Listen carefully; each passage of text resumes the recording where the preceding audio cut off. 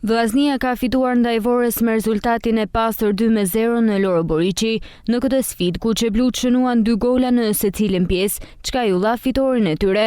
Shkodranet kaluan në avantazh në pjesën e parë me 1 gol të Bekim Balej nga pika e bardhë e penalltis, ndërsa në fraksionin e dytë rezultatin e vulosi Morataj.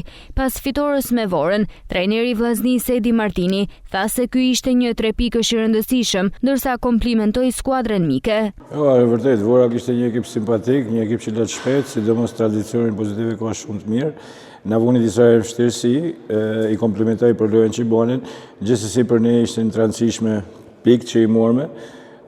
Normalisht ka gjona mu rregullu sot dush, po fitoria 3 pikë janë ata që vlen. Nga ana tjetër edhe pse u poshtë nga vllaznia me rezultatin 2-0, trajneri i Vorës Arjan Bellaj përgëzoi skuadrën e tij për paraqitjen dinjitoze. Ne çdo ndeshje udhëtojmë për të marrë maksimumin ton për fitore, për barazim, nuk duhet të dalim pa gjë.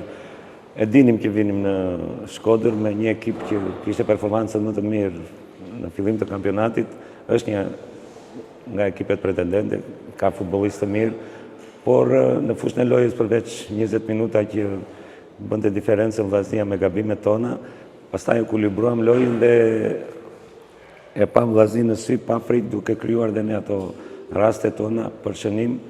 Dhe sigurisht kur bën gabime në futboll i dhuron topin kundërshtarit, gjithmonë kundërshtari të dënon, jo më një si ekipi i vllaznisë që ka pyka të forta dhe ka sulmin më të mirë në këtë moment. Lojtari më i mirë i sfidës vllaznia Vora u shpall Edon Morataj, i cili shënoi edhe golin që vulosi ndeshjen. Po, normal, e di edhe vetë që kam pas raste me bo golin.